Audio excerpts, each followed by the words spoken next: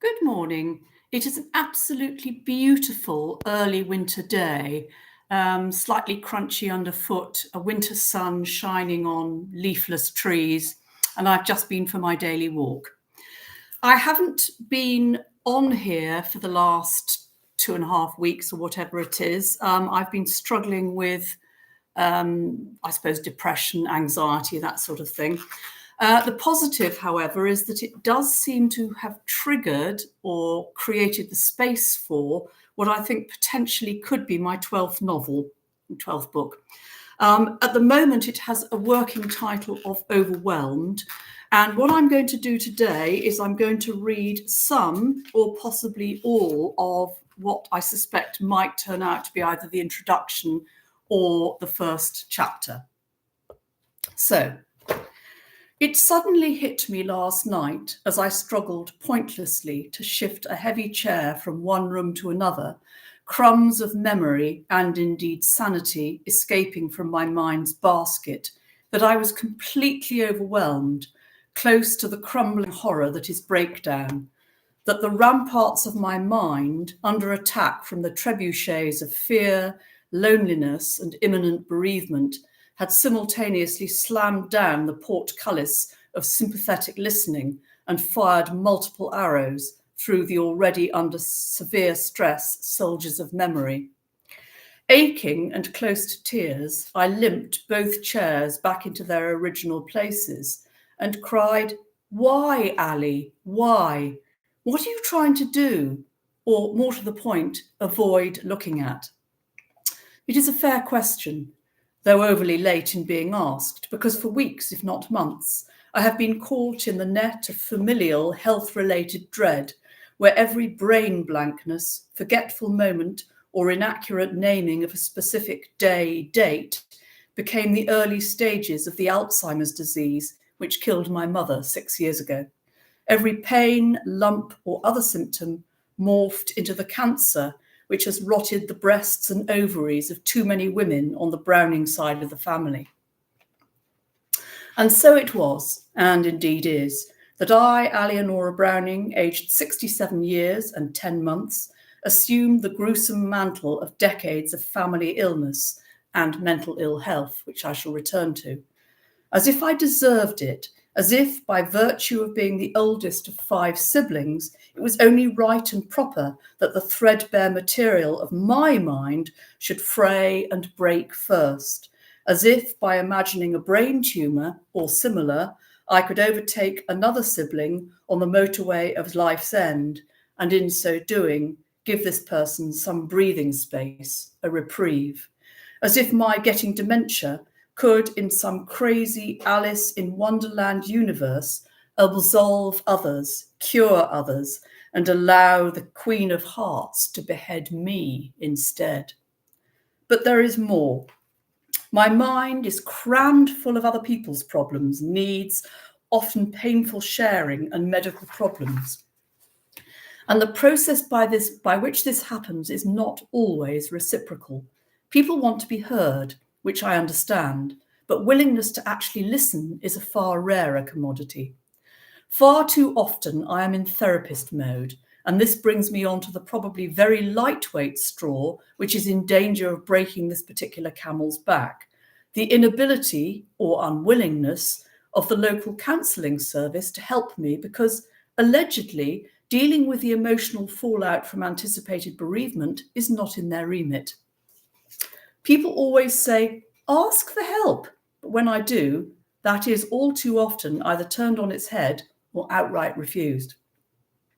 I am aware that the previous 2 paragraphs have been dictated, so to speak, by my primary school-aged Bambi self, and the 67-year-old self does feel some shame and embarrassment about this resurgence of a little girl's needs, fears, and resentments.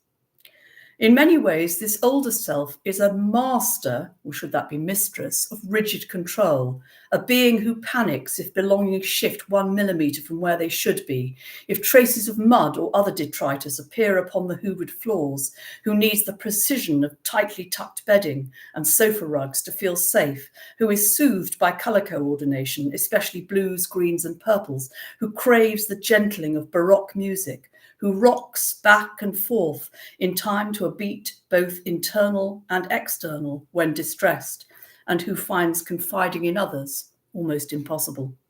Today, the winter end of November, skies are the grey of a 24-hour or more dead human. That moment when the luminous immediately post-death shining white gives way to the needful activity of the body's busy bee bacteria. And writing this, some of the months-long fear that I could no longer string word beads onto the bracelet of a book has dissipated. When did this blasting of overwhelmed toxic chemicals begin, though? Or has its onset been so subtle and gradual that I've barely noticed it? Certain events this year have blasted like dynamite through my mind's metaphorical Houses of Parliament, a plot far more successful than that perpetrated by Guy Fawkes so long ago. Hints came around a year ago. Yeah, I won't go into that bit, actually. Sorry, I'm just moving on slightly. Facebook opened to the public getting on for 20 years ago, sometime in 2006. And for all the reservations I have about it, the site has, without a doubt, enabled thousands of people to connect with friends, both past and present, whom they would not have been able to talk to in other ways. I'm still not sure what really happened or why I was punished so severely, especially when you consider the multiple examples of egregious, dangerous, and abusive content on the site. Without wishing to rehash the minutiae of a very painful time, the upshot is that I can no longer go on Facebook, and my account has been binned, as has all the earlier ones, and have thus lost contact with multiple friends. And I'm not talking thousands of friends, but we're talking here, I mean, I think I had at my best about 110 friends on Facebook, almost all of whom I'm no longer in contact with.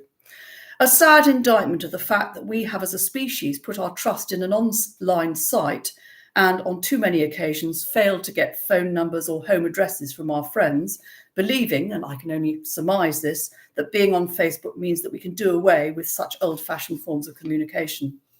A friend helped me to set up this new YouTube channel, so this must have been about 6 months ago. But changes in the rules have meant that my videos are no longer being seen by more than a couple of people, and so the sense of being silenced has grown ever stronger and more debilitating. Warning signs, which I tried to ignore, have been gnawing at my mind's hide for months, increasing inability to recall where I've put things, increasing terror regarding people I love and my beloved cat, Siri, and the ongoing fear that serious injury, illness, then death are only seconds away.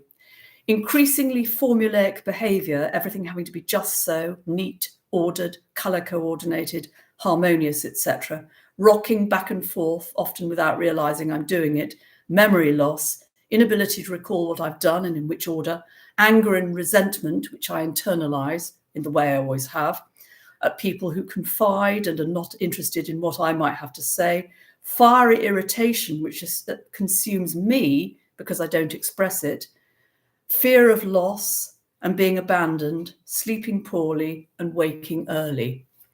Now, that was very, very difficult to write, as you can probably imagine.